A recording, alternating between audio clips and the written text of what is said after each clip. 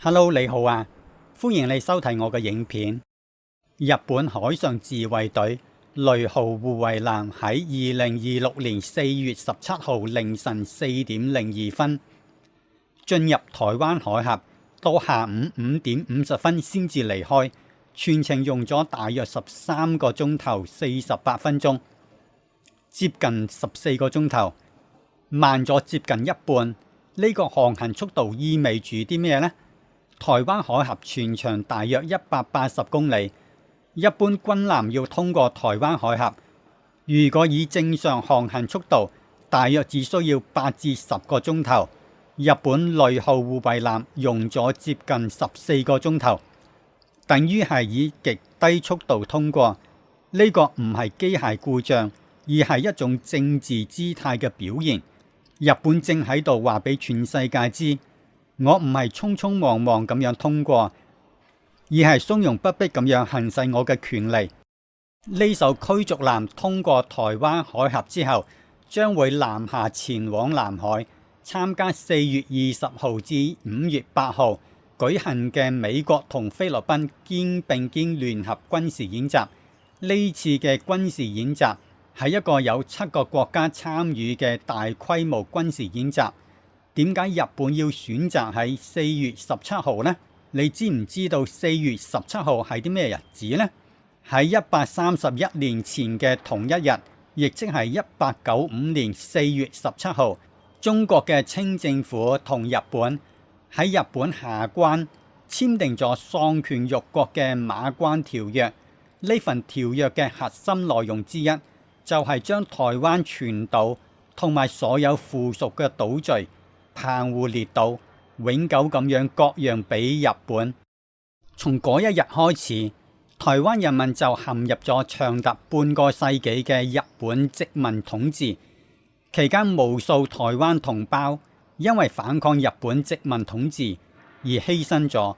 呢段歷史係所有中國人心中一道難以愈合嘅傷痛。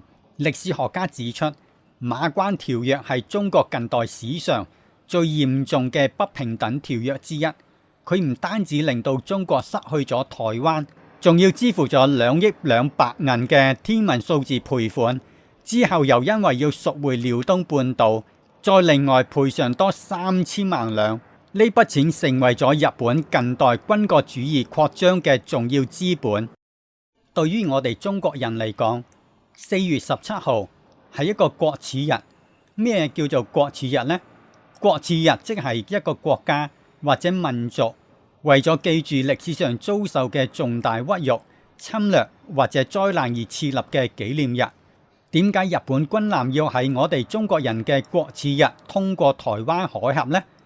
係巧合定係挑釁呢？4月18號，即係喺日本軍艦通過台灣海峽嘅第2日，中國東部戰區宣布喺東海相關海空域組織咗聯合戰備巡航。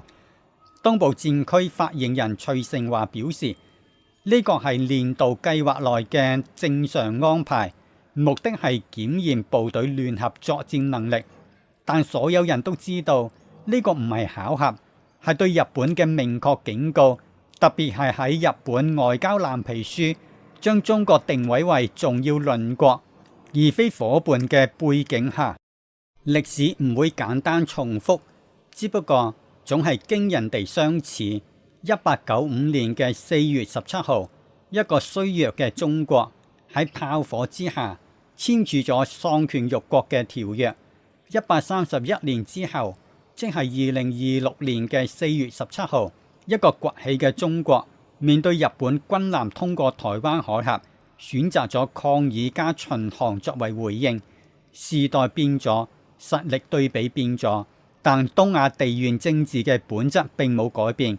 呢度永遠係大國博弈嘅棋盤，而台灣永遠係棋盤上最關鍵嘅棋子。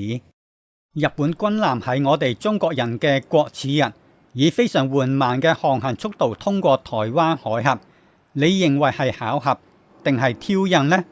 我好想聽下你嘅意見，請你喺留言區留言，分享你嘅睇法。如果你鍾意今日嘅影片，請你俾個 like，分享俾你身邊嘅朋友。最重要嘅係訂閱我嘅 channel， 撳埋個小鈴鐺，咁你就唔會錯過我每一次嘅分析。